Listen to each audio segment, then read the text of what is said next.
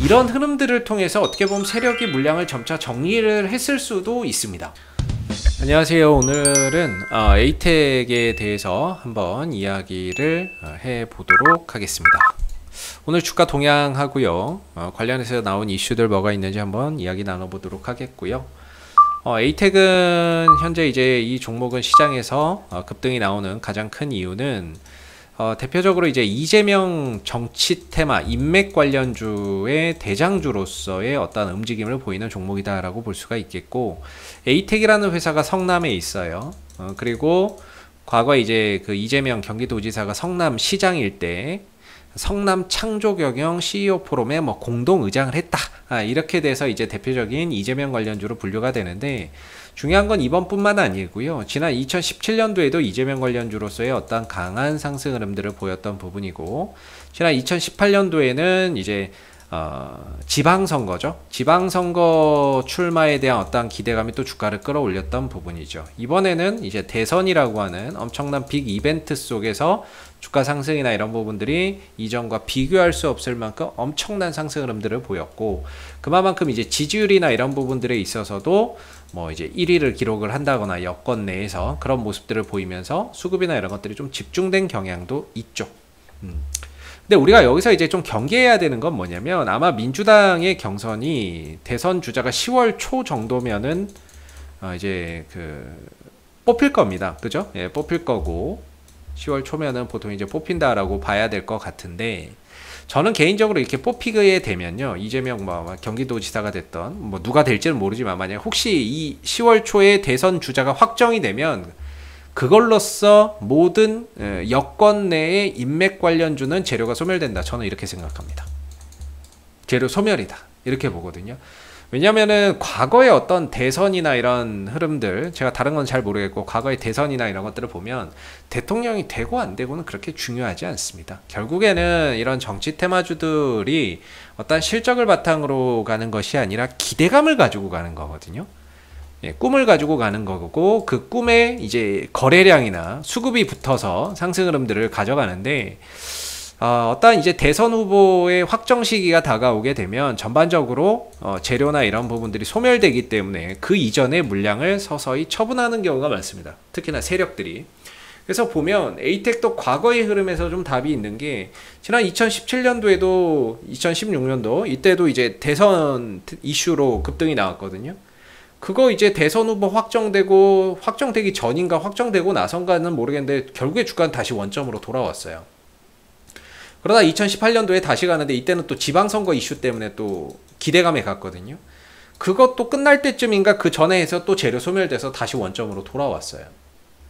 그러다가 이번에 또 이제 대선 관련주로 급등을 보였는데, 대선 후보가 확정되고 뭐 되고 안 되고는 그렇게 중요치는 않고요. 그게 중요한 게 아니라 대선 후보 확정되면 그게 오히려 재료 소멸로 작용하는 경우가 많기 때문에, 그런 부분에서 사실상 에이텍의 어떠한 유통기한이라고 해야 될까요? 이제 뭐 한 달 정도밖에 채 남지 않았다, 이렇게 생각해 볼 수 있을 것 같아요. 그래서 저는 개인적으로 좀 위험성을 좀 경고하는 차원에서 좀 이런 부분들의 말씀을 드리는 건데, 이 대선 테마주들이라는 종목들이 과거에도 되게 많았어요. 과거에 이제 우리들 휴브레인은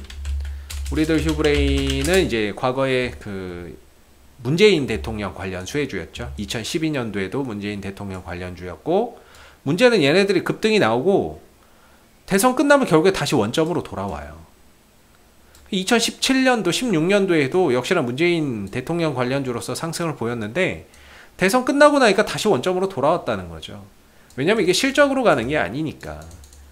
실적을 바탕으로 해서 가는 게 아니라 어떤 이제 수급이 들어가서 정치적인 이벤트로 가는 거기 때문에 결국에 주가는 원점으로 회귀한다라는 거예요. 과거에 이제 안랩이나 이런 종목들도 안철수 관련주로서 어떤 강한 상승 흐름들을 보였는데, 대선 끝나고 나니까 하하하하하 하다가 이제 원점으로 돌아와 버렸죠.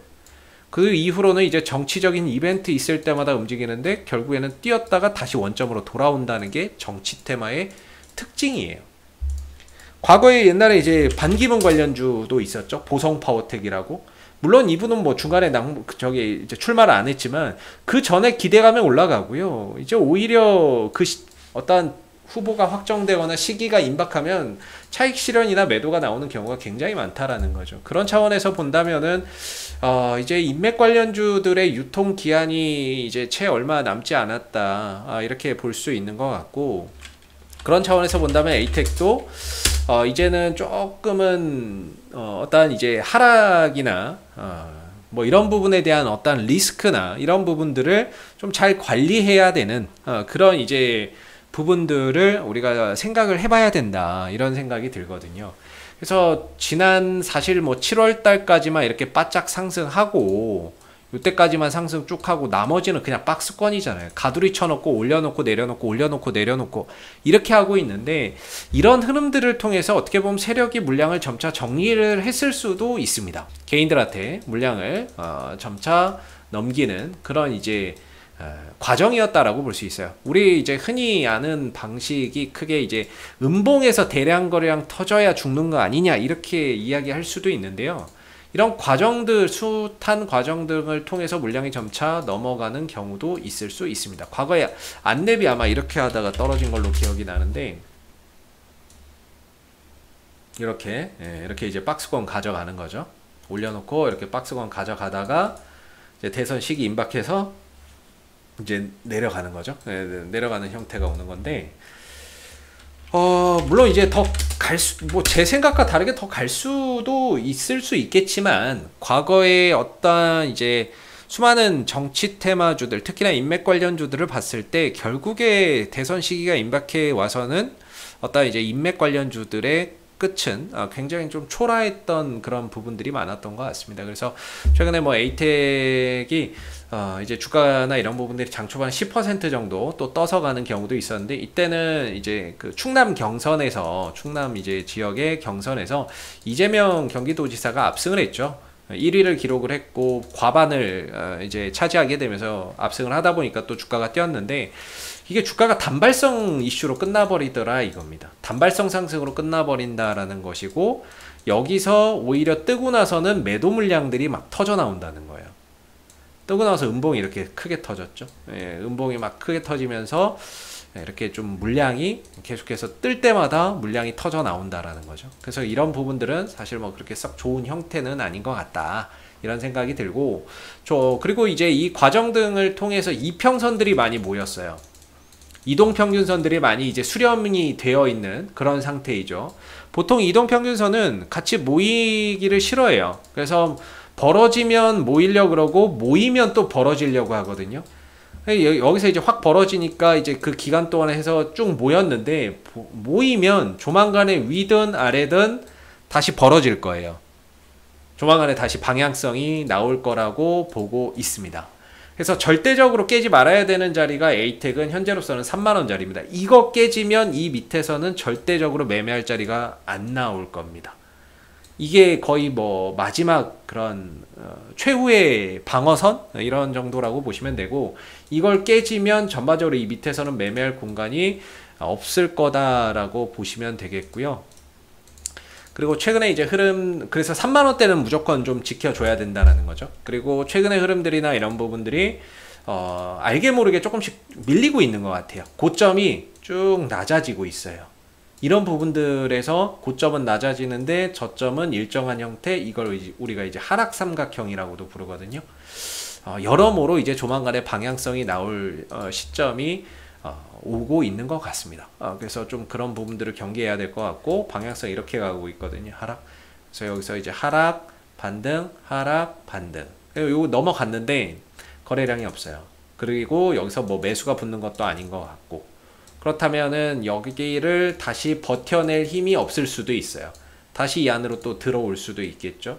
그래서 이 부분들을 좀 잘 봐야 될 것 같아요. 여기서 이제 좀 넘어가 있기는 한데 아직 신뢰도나 이런 부분들이 좀 약한 것 같고, 얼마든지 다시 이 흐름들 안으로 들어올 수 있다라고 보고, 3만원대가 깨지면 진짜 2만원대 뭐 중후반 정도까지도 더 내려갈 수 있는 부분들이라서, 현재로서는 좀 단기적인 트레이딩 관점에서의 어떤 자기만의 기준을 가지고 매매를 하시는 게 좋은 것 같고요. 하더라도 어떤 투자의 관점으로 보기에는 현재의 위치가 그렇게 썩 좋은 그런 이제 흐름이라고 보기는 좀 어렵습니다. 주가의 위치도 그렇고 투자의 어떤 관점으로 보기에도 좀 어렵고, 그리고 대선 시기나 재료 소멸 시기도 임박했기 때문에 어떠한 상승이나 이런 부분들이 나올 때에는 현재 38,000원대가 1차 저항대가 될 것 같고요. 2차적으로는 4만원대 정도의 저항대가 있다라고 보시면 될 것 같고, 아래로는 그냥 3만원대의 지지 구간이 있는 하나의 박스권 흐름 속에서 보시면 될 것 같은데, 그렇다면 지금 이 위로 올라가면서 어떻게 보면 좀 저항에 가까워지고 있죠.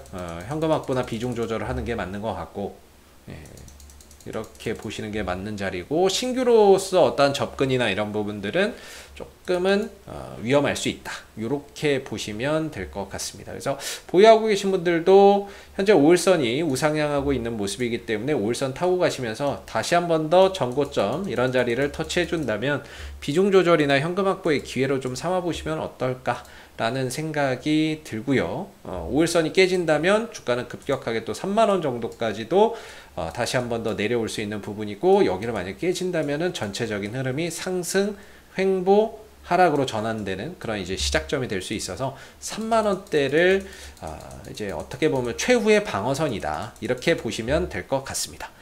이상 AP투자연구소의 이세훈 전략팀장이었고요. 구독과 좋아요도 한번 부탁드리도록 하겠습니다. 감사합니다.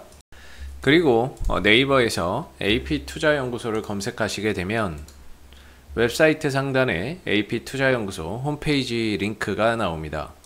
클릭하시게 되면 AP투자연구소 홈페이지로 접속하실 수가 있는데요.